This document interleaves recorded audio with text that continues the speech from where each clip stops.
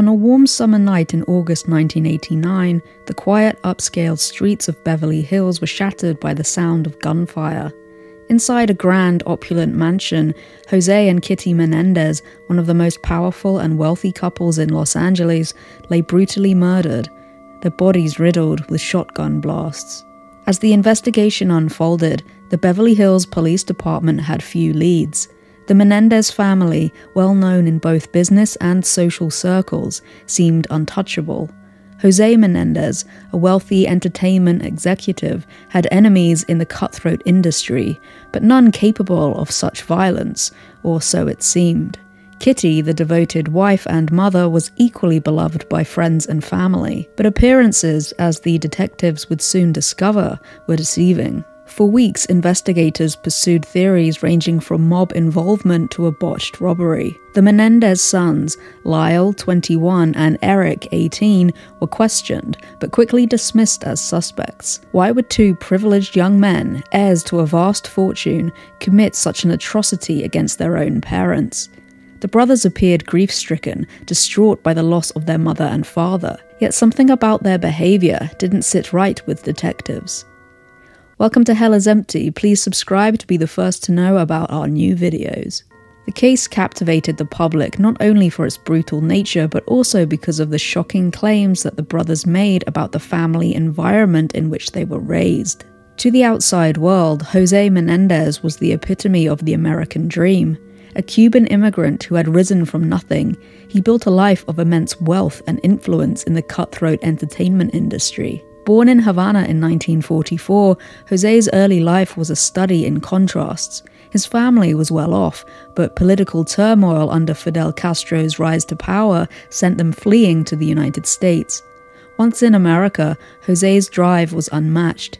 He was brilliant, calculating, and relentless, climbing the corporate ladder with an ambition that earned him both admirers and enemies.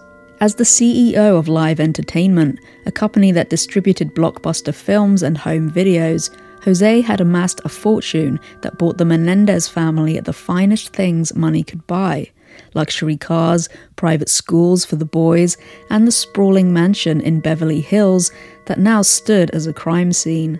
To colleagues, José was a hard-nosed businessman, but behind closed doors, his family knew a different side of him, a darker side that no one dared to speak of publicly. Rumors swirled that José ruled his home with an iron fist, his need for control extending beyond the office into every aspect of his family's lives. Friends of the family, those few who were truly close to the Menendez family, described a household governed by fear, not love. José demanded perfection, and anyone who failed to meet his impossible standards, especially his sons, faced consequences that were as brutal as they were silent.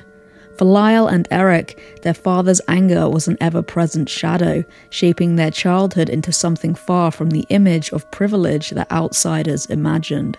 If José was the stern, calculating figure of the family, Kitty Menendez, born Mary Louise Anderson in 1941, was the emotional core, but not in the nurturing way one might expect. Kitty had grown up in suburban Illinois, far from the glamour of Beverly Hills. Ambitious and driven in her own right, she met José while they were both students at Southern Illinois University. From the moment they married, Kitty embraced the role of the executive's wife, supporting her husband's rise to power and outwardly creating the perfect image of a happy, successful family. But behind her polished exterior, Kitty struggled with demons of her own. As José's career flourished, she became increasingly isolated, her world narrowing to the confines of their opulent home. Friends described Kitty as fragile and prone to fits of depression, with whispers of alcoholism and prescription drug use haunting her later years. Her marriage to José had taken a toll. What began as a partnership of equals slowly deteriorated into a relationship of dependency and resentment. Kitty's mental health declined further as the years wore on, and her relationship with her sons became a mixture of affection and toxic pressure. She expected Lyle and Erik to uphold the family's social standing, but her own emotional instability often made her distant, even cruel. The glamorous life she had dreamed of was crumbling beneath the weight of secrets and unspoken traumas, and Kitty was sinking further into a world of paranoia and despair. Born on January 10, 1968, Joseph Lyle Menendez, known as Lyle, was the firstborn of José and Kitty Menendez. From the outset, Lyle carried the weight of his father's high expectations. As the older brother, he was expected to set an example for Erik, and this pressure shaped much of his identity. While Lyle was known for his confidence and charisma, beneath the surface he struggled with insecurity and the constant feeling that he was never living up to his father's impossible standards. Lyle was often described as a confident young man who knew how to command attention. In social circles, he had a natural ability to charm those around him, a trait that many attributed to his privileged upbringing in affluent environments. Lyle had an assertive personality and was not afraid to take risks, which made him a natural leader. He had a circle of friends who admired him, and to outsiders it seemed that he enjoyed the privileges of wealth without concern. However, this outward confidence was often a facade, hiding a deeper struggle with self-worth. Despite his outward bravado, Lyle often felt overshadowed by the immense expectations placed upon him by his father. He was constantly under pressure to succeed in both academics and athletics, and his failure to excel in these areas made him feel inadequate. This insecurity manifested in rebellious behavior at times, as Lyle sought to assert his independence from his father's control. Like his younger brother, Lyle was encouraged, if not pressured, by José to pursue tennis at a competitive level. José had high hopes that Lyle would become a tennis star, and this was not just a hobby but a serious endeavour. Lyle was sent to tennis camps, given private lessons, and participated in tournaments. However, while Lyle was a talented athlete, he never reached the professional level that his father envisioned. This failure to meet his father's tennis expectations was a significant blow to Lyle's self-esteem. The intense pressure to succeed in tennis created tension between him and his father, and the relationship grew strained as Lyle began to push back against José's controlling nature. The more Lyle struggled, the more José criticized him, fostering feelings of inadequacy in the young man. Friends and acquaintances noted that Lyle often seemed conflicted between his desire for his father's approval and his resentment towards José's unrelenting demands. As Lyle entered his teenage years and young adulthood, his rebellious streak became more apparent. He began to defy his father's authority in small but significant ways. His academic performance declined, and he was expelled from Princeton University during his freshman year for plagiarism. This expulsion was a major turning point in Lyle's life. For José, Princeton represented the pinnacle of academic success, and Lyle's failure was a deep disappointment. Lyle's reaction to his expulsion showed his defiant personality. Rather than expressing remorse, Lyle seemed to distance himself further from the expectations of his father. His confidence, once rooted in trying to meet José's standards, shifted towards a more rebellious self-assurance. He began spending large sums of money, investing in business ventures that often failed, and trying to prove his independence. His expulsion from Princeton marked the beginning of a more reckless phase in his life, where he seemed determined to chart his own course, regardless of the consequences. One defining aspect of Lyle's personality was his protective nature towards his younger brother, Erik. From a young age, Lyle took on the role of protector, shielding Erik from the harsher aspects of their father's criticism. Lyle's dominant and assertive nature contrasted with Erik's more passive demeanor, and this dynamic became central to their relationship. While Lyle's personality was marked by outward strength and bravado, his protective instinct towards Erik revealed a softer side. He often acted as Erik's guide, helping him navigate the difficulties of growing up in their tumultuous household. As they grew older, this dynamic deepened, with Lyle becoming more of a paternal figure to Erik. Some have speculated that this bond may have contributed to the brothers' eventual decision to murder their parents, as Lyle felt an overwhelming responsibility to free both himself and his brother from the abusive environment they endured. Born on November 27, 1970, Erik Menendez was more introverted and sensitive than his older brother. While Lyle exuded confidence, Erik was often described as shy, introspective, and emotionally fragile. The contrast between the two brothers was evident not only in their personalities, but also in their responses to the intense pressure exerted by their father. Erik's emotional vulnerability was a defining characteristic throughout his life. He was more prone to anxiety and self-doubt than Lyle, and those close to him noted that he often sought validation from others. Erik had a strong desire to please both his parents, particularly his father, even as he struggled with the impossible standards set before him. In contrast to Lyle's more rebellious personality, Erik was often submissive, particularly in the face of authority figures. This was evident in his relationship with his father, where he sought approval and acceptance but rarely received it. Erik's emotional struggles were compounded by a deep sense of inadequacy, as he often compared himself to his more outgoing and assertive older brother. Erik's sensitive nature made him more susceptible to the emotional abuse he endured at home.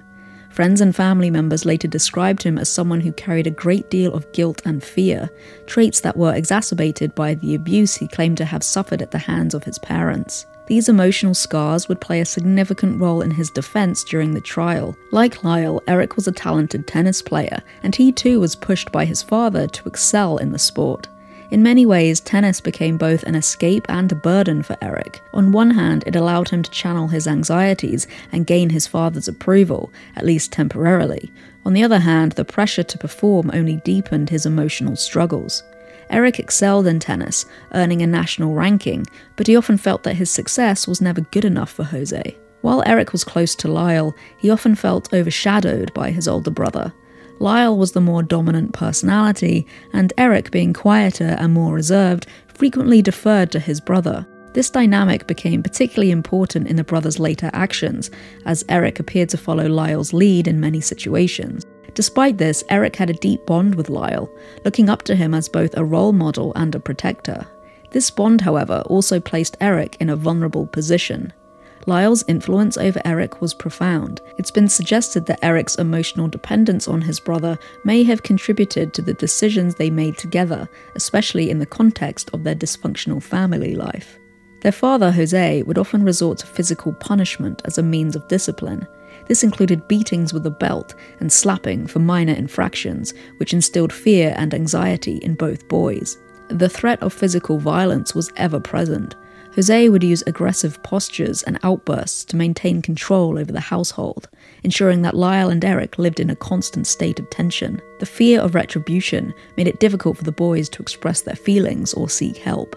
José frequently belittled and insulted his sons, calling them names and questioning their intelligence and abilities. This abuse was systematic, contributing to deep-seated feelings of inadequacy and low self-esteem in both Lyle and Erik. Lyle was still wetting his bed at 14 years old, and José would bring his wet sheets down to the breakfast table to humiliate him. Lyle also started wearing a hairpiece, having lost all of his hair to the stress, anxiety, and fear. Their mother, Kitty Menendez, was often emotionally unavailable, struggling with her own mental health issues. Her inability to protect her sons from José's violence left them feeling neglected and unsupported. She frequently prioritized her relationship with José over the well-being of her children. Erik alleged that José subjected him to sexual abuse. This revelation was particularly devastating, as it compounded the trauma Erik already faced from physical and emotional abuse. The confusion surrounding these feelings led Erik to internalize the trauma and maintain silence out of fear and shame. The fear of further violence and the stigma attached to discussing sexual abuse created a culture of silence. Both brothers felt they had to conceal their suffering, which prevented them from seeking help or support. The cumulative effects of the abuse resulted in severe psychological trauma for both Lyle and Erik. Symptoms included anxiety, depression, and signs of PTSD, such as flashbacks and nightmares. The brothers developed unhealthy coping strategies to manage their pain, including substance use and denial. These mechanisms often exacerbated their isolation and further strained their relationships with others. The pervasive fear instilled by José's actions created a mindset where the brothers believed they could not escape their situation without drastic measures. They felt trapped in a cycle of violence with no apparent way out. It was in the summer of 1989 when Lyle and Erik decided they had had enough. It was August 20th, 1989, a warm Sunday night in the heart of Beverly Hills. The Menendez family home, a sprawling Mediterranean-style mansion on North Elm Drive, was quiet. The neighborhood was peaceful, the streets lined with palm trees and multi-million-dollar estates, each more lavish than the last. But inside the Menendez residence, something sinister was brewing. Lyle and Erik, both in their early 20s, had spent much of the day together. In the weeks leading up to this night, the tension in the house had reached a boiling point. The brothers had been plotting something unimaginable, something so horrifying that they themselves barely seemed to grasp the gravity of it. That night, José and Kitty Menendez sat in the family's den watching a James Bond movie. The room, adorned with luxurious furnishings, was a picture of wealth and comfort. Kitty was lounging on the couch, her mind likely wandering as it so often did, while José, as always, was engrossed in his work. They had no idea that their sons had other plans for the evening, plans that would leave the family shattered forever. The brothers, armed with shotguns, crept into the den, their footsteps muffled by the thick carpets. In a matter of seconds, the peaceful domestic scene turned into a bloodbath. Lyle was the first to pull the trigger, firing at close range.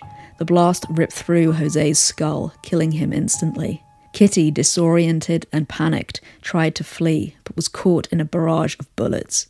Her body was riddled with shotgun blasts, leaving her almost unrecognizable. The scene that greeted detectives when they arrived was one of unspeakable carnage. Blood spattered the walls and furniture. José's body was slumped over on the couch, his head blown off. He died instantly, but Kitty was not so lucky. Her final moments were spent in a desperate and futile attempt to escape. She had blood on the bottom of her shoes, showing that she had tried to get up and run.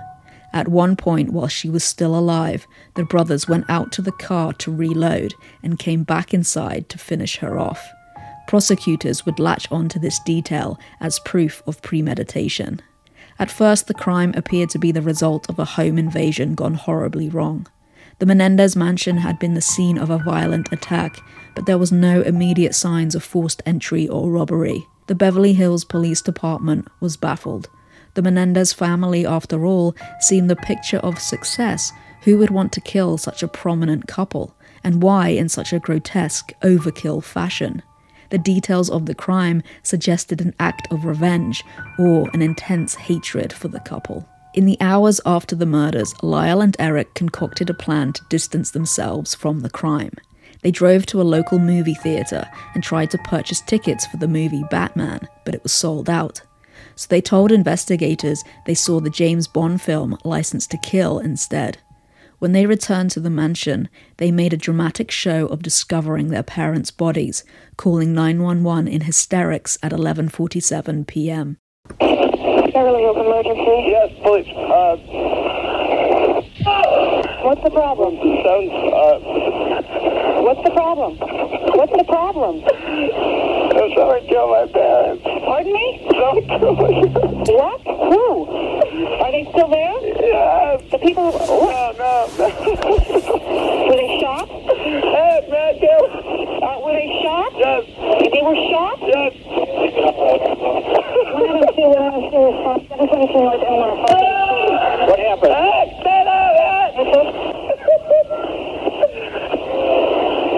have a hysterical person on. We're trying to get things further. Other units responding. Is the person still there?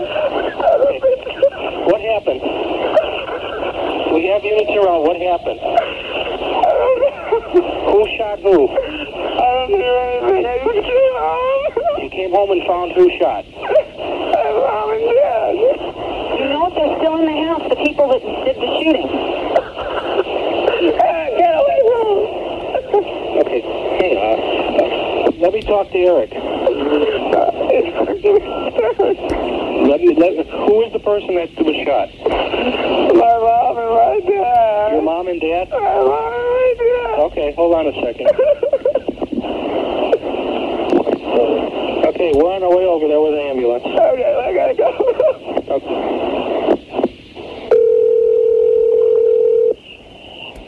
Oh. Hello, this is police department. Yes. Okay, I want you to come outside. Okay, just come out the front door and my brother.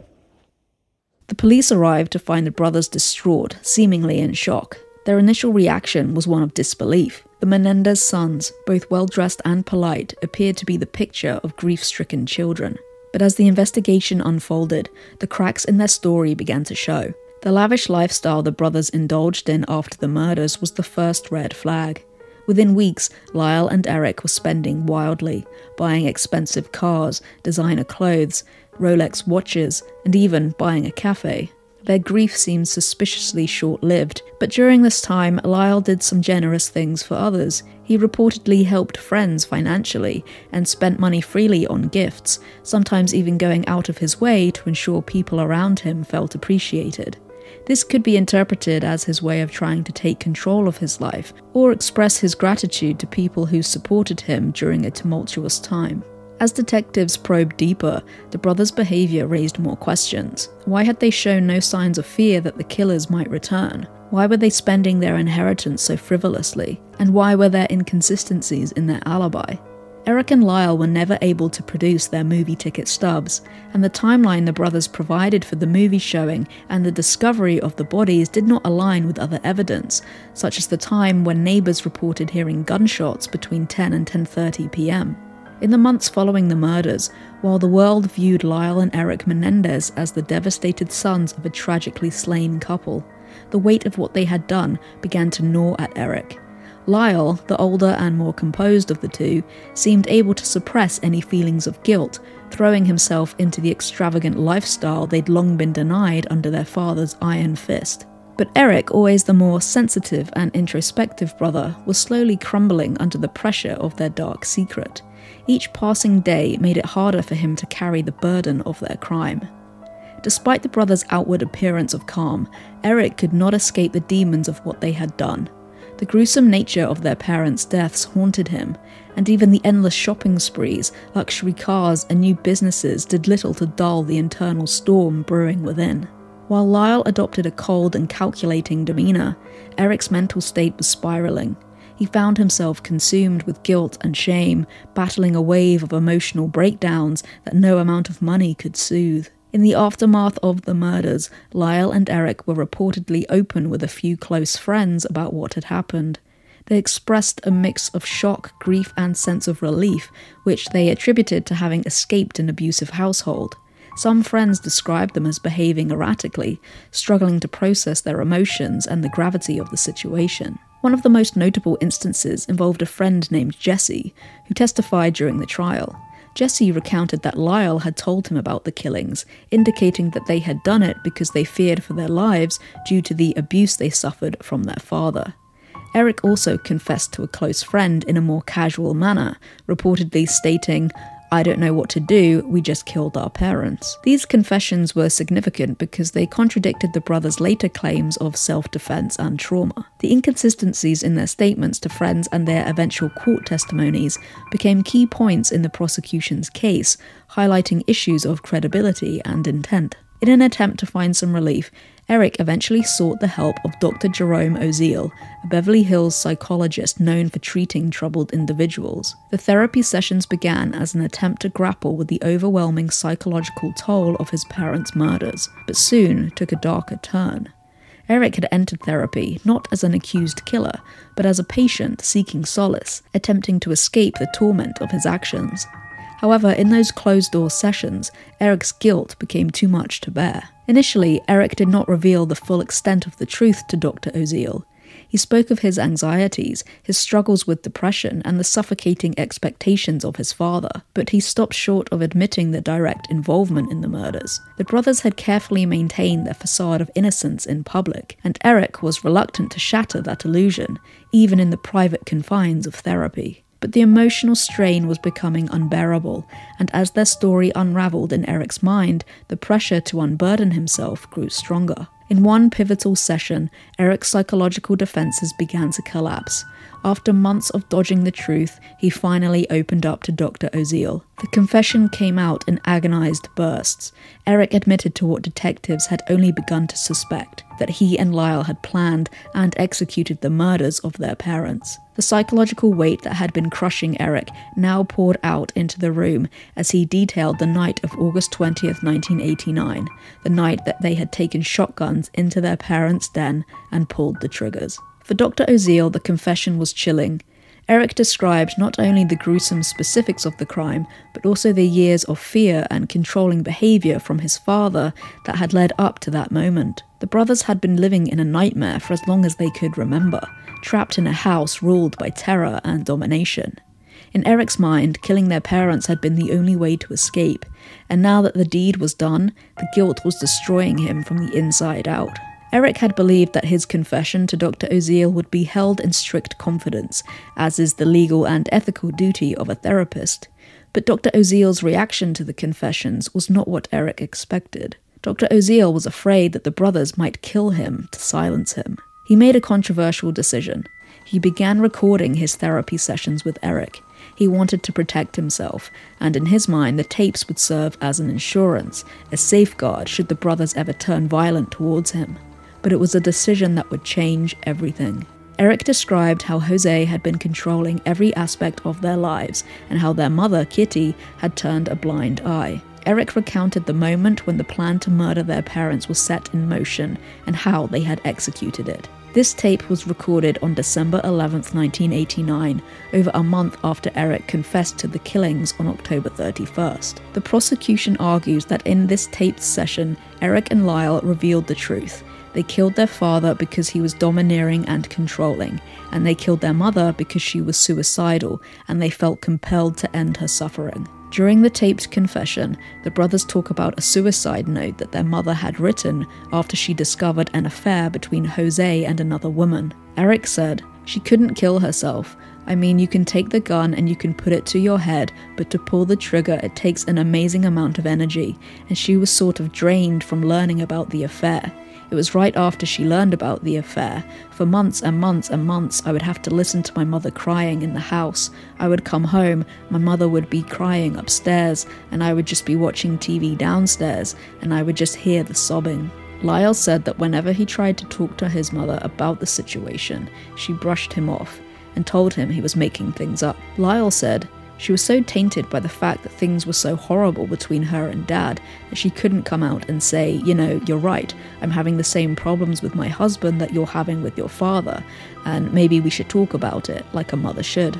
In the end, the brothers said they killed her because she was so attached to their father and didn't want to save herself by getting divorced, so they put her out of her misery. What's missing from the tapes is the sexual abuse allegations. During the trial, the prosecution claimed that because the boys didn't talk about the SA with Dr. Oziel, that it's proof it didn't happen.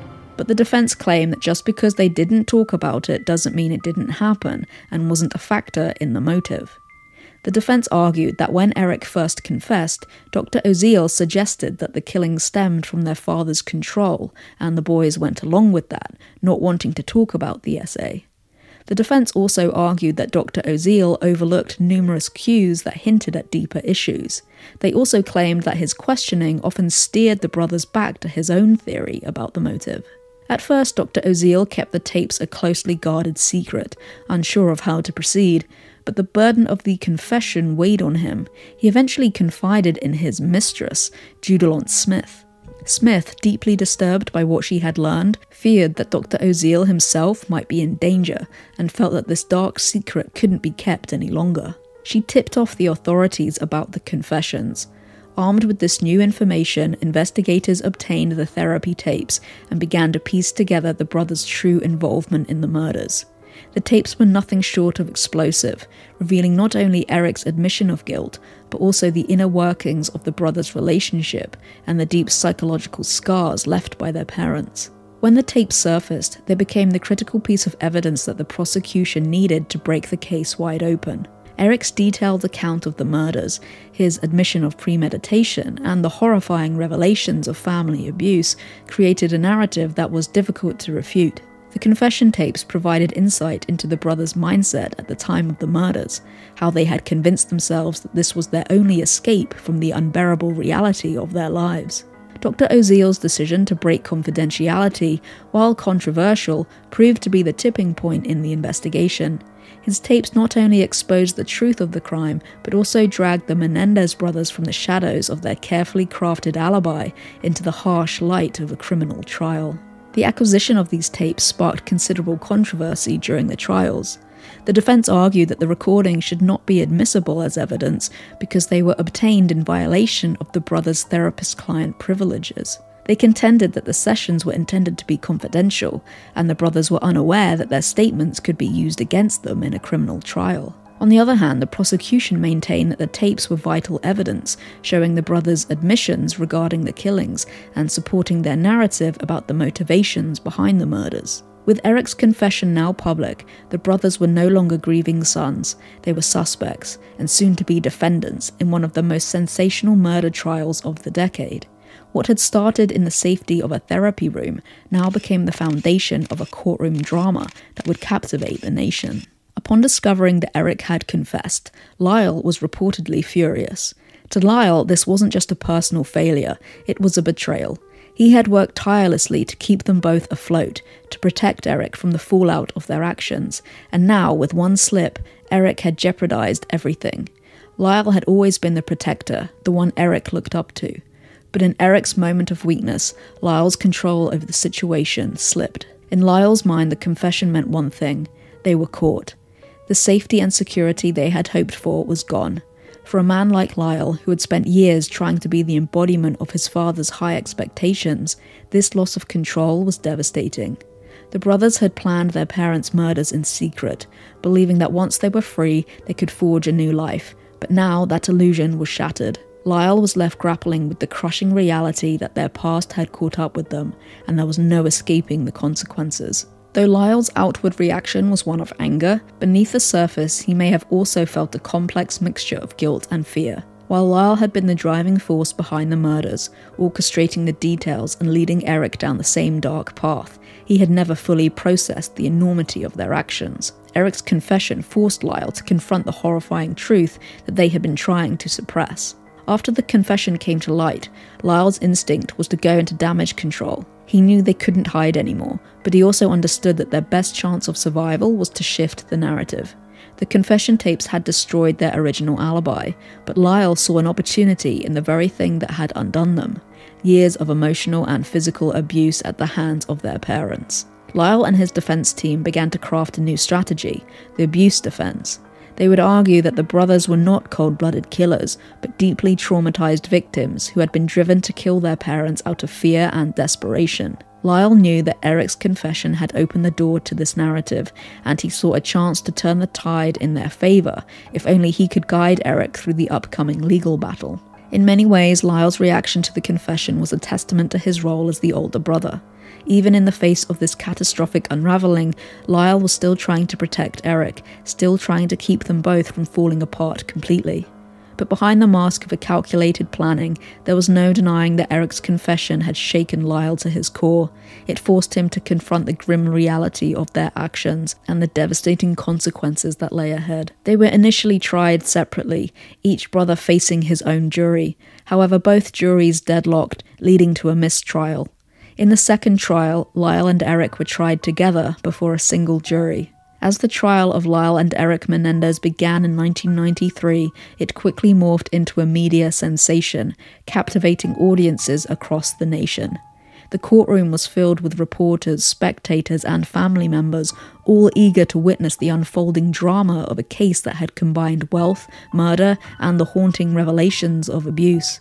The Menendez brothers, once considered grieving sons, were now the focus of intense scrutiny and public fascination. The trial was marked by intense courtroom battles between the defense and the prosecution. Lyle and Erik's defense team, led by the seasoned attorney Leslie Abramson, aimed to paint a picture of the two broken young men driven to desperation by a lifetime of trauma. They argued that the brothers' actions were not premeditated, but rather the result of a psychological breakdown after years of living in fear of their father. Abramson's strategy was to humanize the brothers, portraying them as victims rather than criminals.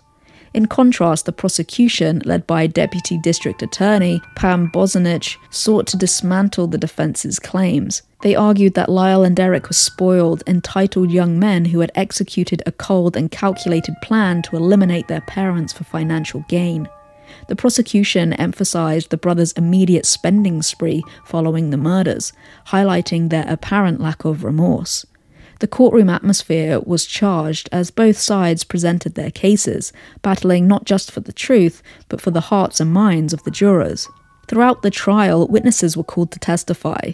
Friends, relatives, and mental health professionals were brought in to provide insight into the brothers' upbringing. Some friends recounted incidents that had hinted at the dysfunction within the Menendez household, while others described Lyle and Erik as charming and well-liked. However, it was the brothers' own testimonies that were the most gripping. Under cross-examination, Lyle and Erik laid bare the horrors they had endured. They spoke candidly about the abuse they suffered at the hands of their father and how it had shaped their lives. Erik's testimony was particularly poignant. He broke down as he recounted specific instances of SA, his voice cracking with emotion as he described the feelings of helplessness that had haunted him for years. When, before your father died, was the last incident of what you called sex? In May. Of what year? 1989.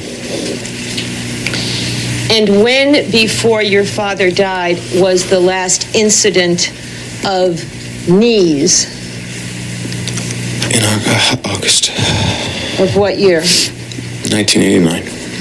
And that last incident of knees took place in what location? My bedroom. The bedroom that Detective Zoller was just identifying photographs of? Yes. Over the course of those 12 years, between age 6 and age 18, where did most of the sexual incidents with your father take place? In my bedroom. Starting at which house? In Muncie. And did episodes of sexual activity between yourself and your father also take place in the next house you lived in on Mill Road? Yes. And did similar incidents occur when you lived in the house in Pennington on Lakeshore Drive? Yes.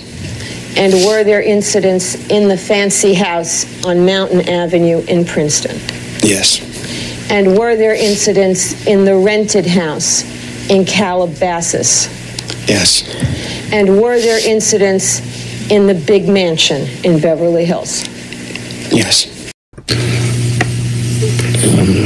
Just started with, after sports practices, he would massage me, and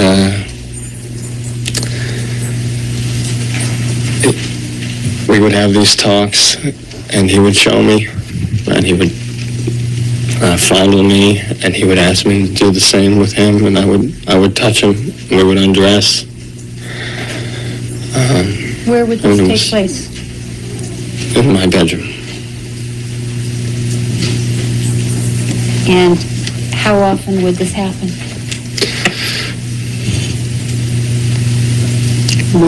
Like 2 or 3 times a week. And for how long did this happen? Not too long. It began to change. When did it begin to change? I'm not sure exactly at what time, but almost close to when I was 7.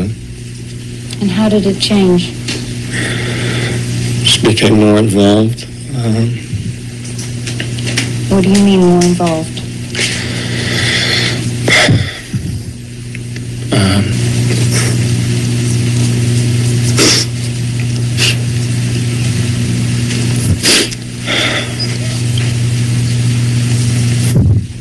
At some point, did he do some other things to you?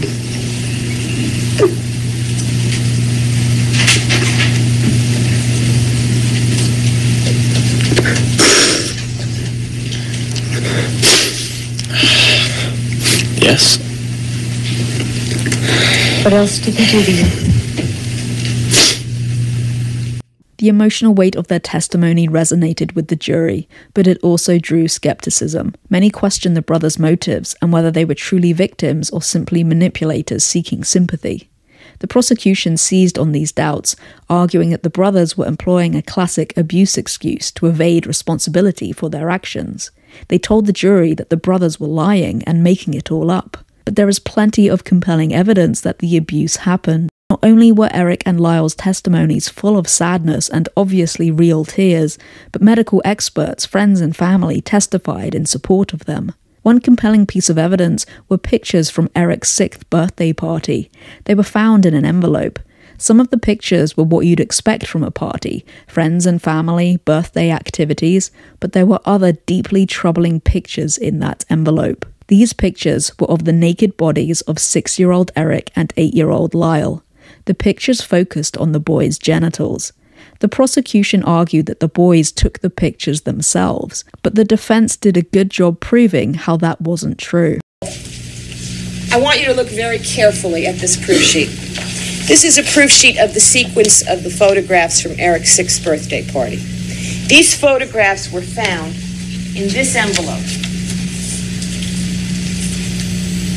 This envelope has the handwriting of his mother, Mary Louise Menendez, and she had a beautiful handwriting. She was a school teacher. And she wrote Erik's birthday, November 1976. And inside this envelope were the original small prints taken on that roll, from which this is an enlargement. And also inside that envelope were the original negatives. And so what we did was we had blow-ups made from the original negatives. And we had a proof sheet made of the order of the photographs on the roll, so we could see which was taken first, which was taken second. Now, I happen to know, for reasons I cannot reveal to you, what the prosecution's theory is about this photograph and the one of Lyle, which I will also show you.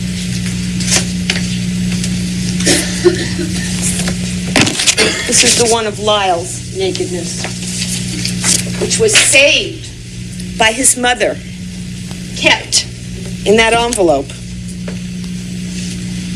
Now, both from the cross-examination of Erik, I suppose, was the first clue that the prosecution's theory is that the boys, the children, took the naked pictures.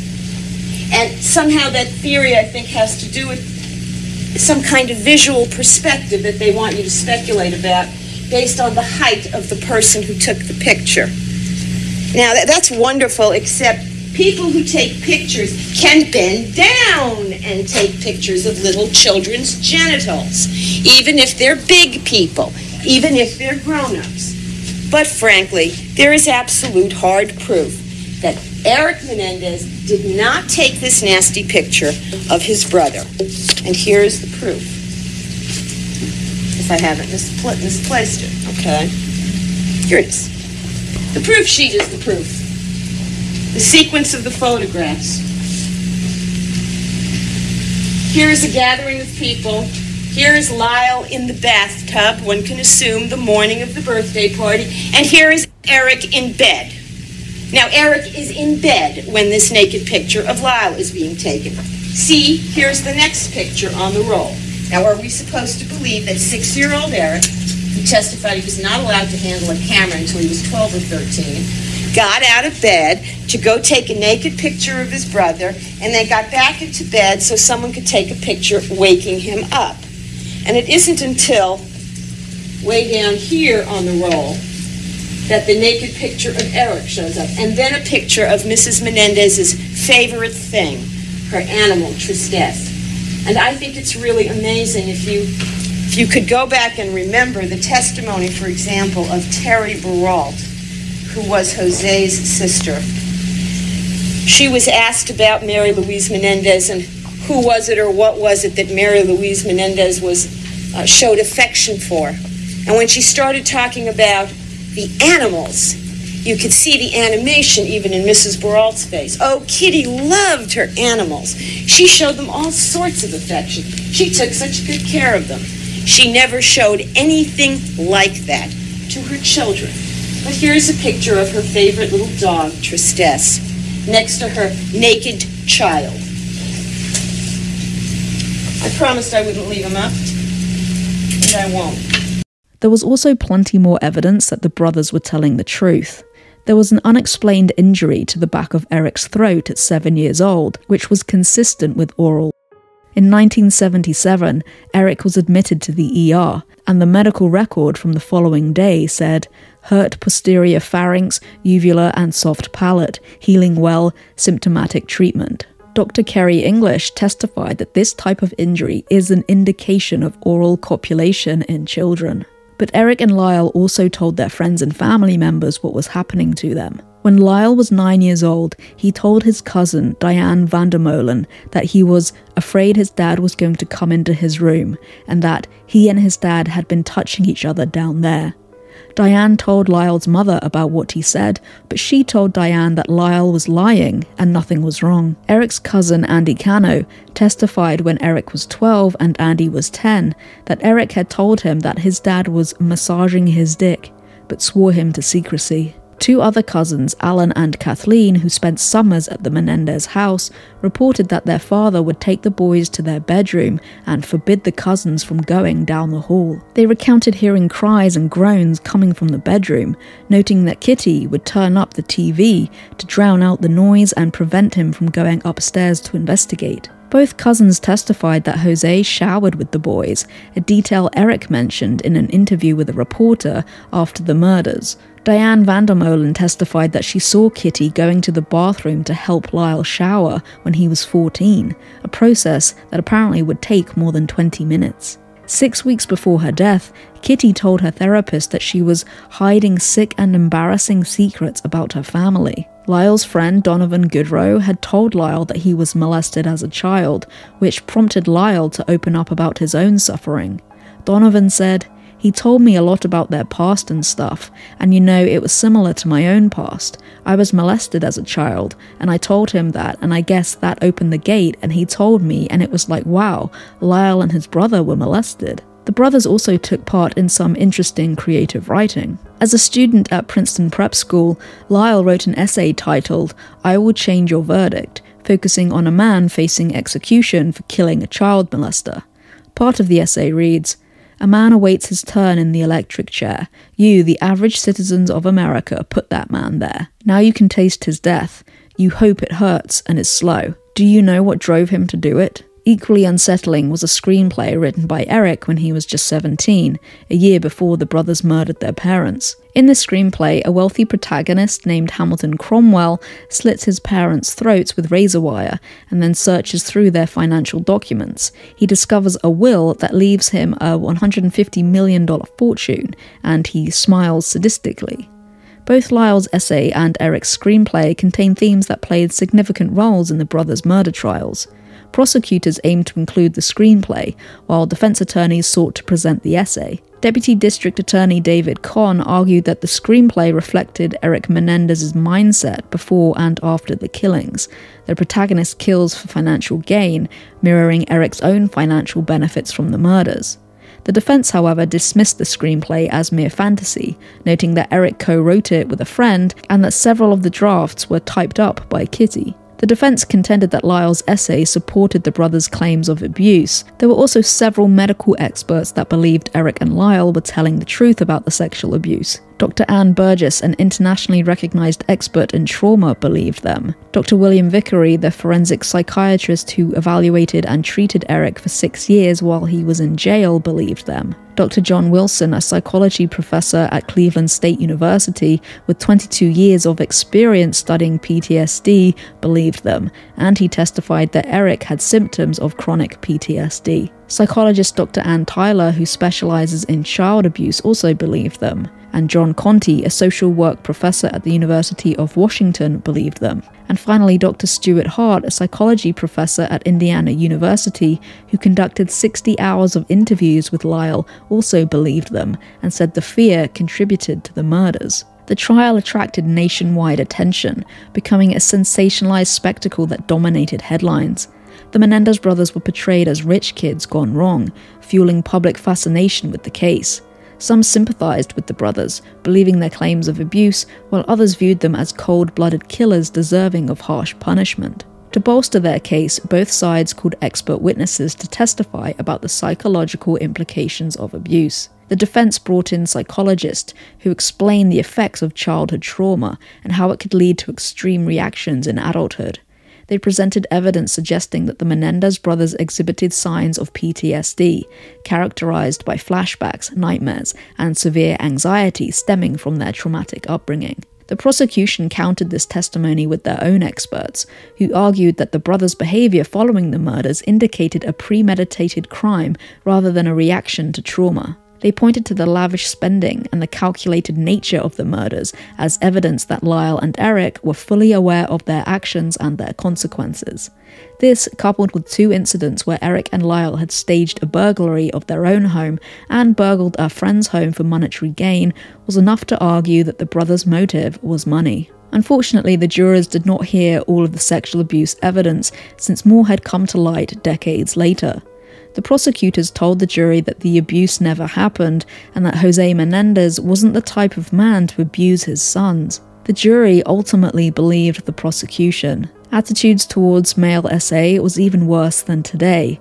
The idea that men couldn't be raped was prevalent, and it was common to victim blame. Even Lyle's own lawyer questioned him if he asked his father to stop. Several studies conducted in the 1980s found that male victims were blamed more than female victims once they reached the age of 15. Participants in the Broussard and Wagner study in 1988, just 1 year before the Menendez brothers killed their parents, felt that boys at least age 15 or over were less responsible for rape if they resisted, and therefore more responsible if they didn't. Attitudes towards female victims were more lenient, since women were not expected to be able to resist physically. On March 20th, 1996, after several days of deliberation, the jury returned with their verdicts. Lyle and Erik Menendez were found guilty of first-degree murder. The brothers, who had hoped for a sympathetic understanding of their troubled past, now faced the harsh reality of life sentences without the possibility of parole. The verdict ignited a firestorm of public debate. Supporters of the brothers argued that the trial had failed to account for the long-term effects of abuse, while critics maintained that the brothers had received a fair trial and deserved their sentences. In the sentencing phase, the prosecution sought the maximum penalty, arguing that the brutality of the crime warranted severe punishment. The defense, on the other hand, continued to advocate for a more compassionate understanding of the brothers' actions, emphasizing their abusive upbringing and the psychological scars that they had. On July 2nd, 1996, Lyle and Erik were formally sentenced to life in prison without the possibility of parole. The judge's words echoed in the courtroom, and the brothers were led away in handcuffs. Upon their sentencing, both Lyle and Erik were transferred to separate California state prisons. The brothers, who had once enjoyed a life of privilege and comfort, now faced the harsh realities of prison life. Their days were filled with the monotony of routines, and the stark surroundings were a far cry from the opulent upbringing in Beverly Hills. In prison, the brothers encountered challenges that tested their mental and emotional fortitude. They had to adapt to a culture defined by survival, navigating relationships with fellow inmates, and adhering to the strict regulations of prison life. Lyle, who had always been the more composed of the two, struggled with the loss of his previous identity as the confident older brother. He often grappled with feelings of anger and betrayal, not only regarding his situation, but also towards Erik for his confession that had ultimately led to their convictions. Erik, on the other hand, faced profound guilt and shame. The weight of what they had done, coupled with the realization that they would spend their lives in prison, haunted him. In interviews later on, Erik spoke of a desire to find redemption and to understand the full impact of their actions. He sought therapy within the prison system, attempting to confront the trauma that had shaped their lives and ultimately led them down the path of violence. While they were separated in different facilities, the bond between Lyle and Erik remained a critical aspect of their lives. They managed to maintain communication through letters. Their shared history and understanding of the traumas they endured allowed them to connect in a way that few others could. As years went by, Erik became increasingly introspective, focusing on personal growth and redemption. He began participating in various educational programs, seeking to better himself while serving his sentence. Lyle, however, maintained a more combative stance, expressing anger over the trial's outcome and the perceived injustice of their situation. Even behind bars, the Menendez brothers remained subjects of public fascination. In interviews from prison, both Lyle and Erik discussed their experiences, their reflections on the murders, and their thoughts on the SA allegations. Their accounts shifted over time, revealing the ways in which their understanding of the past had evolved. Erik in particular became vocal about the need for mental health awareness and the importance of addressing trauma, both for himself and for others who might be suffering in silence. Despite their convictions, Lyle and Erik's legal battles were far from over. Over the years, both brothers pursued various avenues for appeal, seeking to overturn their sentences based on claims of ineffective counsel. These efforts were fueled by a lingering hope that their story could be revisited, and that the circumstances surrounding their upbringing could be more fully understood. The legal landscape was complex, with numerous motions filed and rejections received. While some appeals focused on the technicalities of their trial, others sought to highlight the ongoing debate about the legitimacy of the abuse defense and the psychological implications of their actions. Despite the difficulties, Lyle and Erik remained committed to fighting for their freedom, believing that their story deserved a second chance. And they may have one. In 2023, new evidence was discovered that seemed to prove the SA allegations. After their cousin Andy Cano passed away at the age of 30 in 2003, his mother found a letter in his belongings that 17-year-old Erik had written to him a few months before the murders. The letter reads, "Mum isn't doing good. It's like she's here physically, but mentally she's just gone, if you know what I mean. She freaks out over nothing. I feel bad for her. I don't know why she puts up with Dad's shit. At times, I wish I could talk to her about things, you know. Someday, especially Dad and I, but the way she worships him and tells him everything, I'm so afraid she'll tell him whatever I say. I just can't risk it. So now I'm stuck here alone. I've been trying to avoid Dad. It's still happening, Andy, but it's worse for me now. I can't explain it. He's so overweight that I just can't stand to see him. I never know when it's going to happen, and it's driving me crazy. Every night I stay up thinking he might come in. I need to put it out of my mind. I know what you said before, but I'm afraid. You just don't know Dad like I do. He's crazy. He warned me 100 times about telling anyone, especially Lyle. Am I a serious wimpus? I don't know I'll make it through this. I can't handle it, Andy. I need to stop thinking about it." Another new piece of evidence comes from another person who also alleges he was sexually abused by José Menendez. José was responsible for a boy band called Menudo while working at RCA Records. One of the former band members, Roy Rossello, alleged that José Menendez molested, drugged, and him when he was a teenager in the band. While speaking in a docu-series titled Menendez and Menudo, Boys Betrayed, Roy said while pointing to a picture of José, "That's the man that raped me. That's the pedophile. It's time for the world to know the truth. I know what he did to me in his house." Angelo Garcia, another band member, also talked about the SA he experienced during his time in the band. He said, "I was raped a series of times, and that was the way that predators would take advantage of me." Angelo recalled being plied with alcohol and passing out. When he woke up, he was in a state of confusion. He said, "I was naked and I was bleeding, so I knew that I had been penetrated. I had like these burn marks on my face from the rug. I was very confused and didn't understand." Had the jury been aware of these key pieces of evidence, the outcome may have been different. Perhaps Lyle and Erik would have been believed and not been convicted of first-degree murder. In May 2023, the brothers' attorneys asked the court to vacate the convictions or grant a new evidentiary hearing in light of this new evidence. The court petition read, "In short, the new evidence not only shows that José Menendez was very much a violent and brutal man who would sexually abuse children, but it strongly suggests that, in fact, he was still abusing Erik Menendez as late as December 1988, just as the defense had argued all along." The brothers have spent most of their time apart. They were separated in 1996, but were reunited in 2018 when Erik was moved to Lyle's unit.